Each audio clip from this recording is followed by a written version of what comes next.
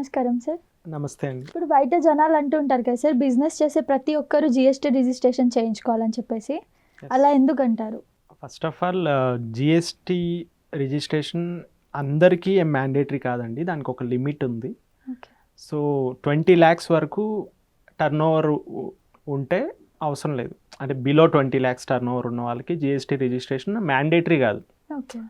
లేదు నాకు కావాలి తక్కువ ఉన్నా కూడా అంటే voluntarily they can take registration, but mandatory అయితే కాదు 20 lakhs లోపు. ఈ 20 lakhs లిమిట్ అనే దానికి కొన్ని ఎక్సెప్షనల్ కేసెస్ ఉన్నాయి. కొన్ని స్టేట్స్లో 10 lakhs ఈ లిమిట్, లేదంటే ఓన్లీ ప్రోడక్ట్సే సెల్ చేస్తున్నారు, నేను సర్వీస్ ఏం ప్రొవైడ్ చేయలేదంటే 40 lakhs ఉంది limit.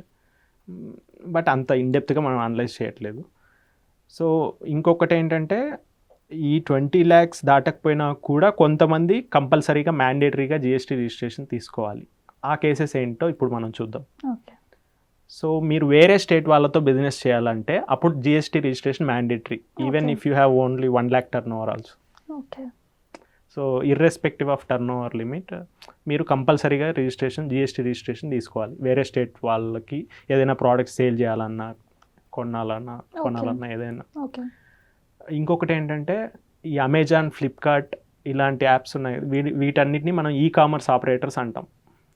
So through commerce operator మన ప్రోడక్ట్ సేల్ చేయాలంటే మీరు కంపల్సరీ జిఎస్టీ రిజిస్ట్రేషన్ తీసుకొని ఉండాలి, లేదంటే వాళ్ళు అలో చేయరు వాళ్ళ ప్లాట్ఫామ్ ద్వారా మీరు మీ ప్రోడక్ట్ సేల్ చేయడానికి.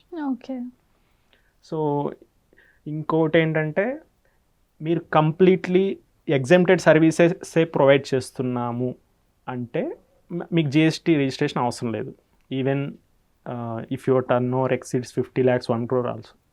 అంటే ఓన్లీ ఎగ్జెంప్టెడ్ సర్వీసెస్ అనేది అది ఒక పెద్ద లిస్ట్ ఇచ్చింది గవర్నమెంట్, అందులో ఒక 2-3 చెప్తాను నేను ఎగ్జాంపుల్.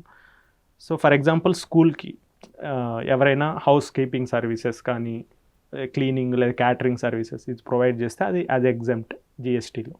సో అలాంటి వాళ్ళు జిఎస్టీ రిజిస్ట్రేషన్ తీసుకోకపోయినా ఆ సర్వీసెస్ ప్రొవైడ్ చేయొచ్చు, provided if they are giving service only to the school. ఇంకా ఏదో కమర్షియల్గా వేరే వాళ్ళకి చేస్తున్నారంటే అప్పుడు జిఎస్టీ రిజిస్ట్రేషన్ తీసుకోవాల్సిందే, అప్పుడు ఈ 20 lakhs లిమిట్ అప్లై అవుద్ది.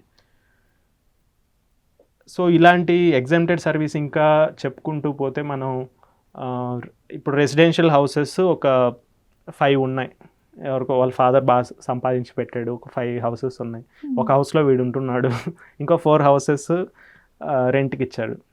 సో వాటి ద్వారా వచ్చే ఇన్కమ్ 20 lakhs ఎక్సీడ్ అయిపోయింది. సో అలాంటి టైంలో కూడా జిఎస్టీ రిజిస్ట్రేషన్ అవసరం లేదు, ఓన్లీ రెసిడెన్షియల్ పర్పస్కి ఇస్తే ప్రొవైడెడ్.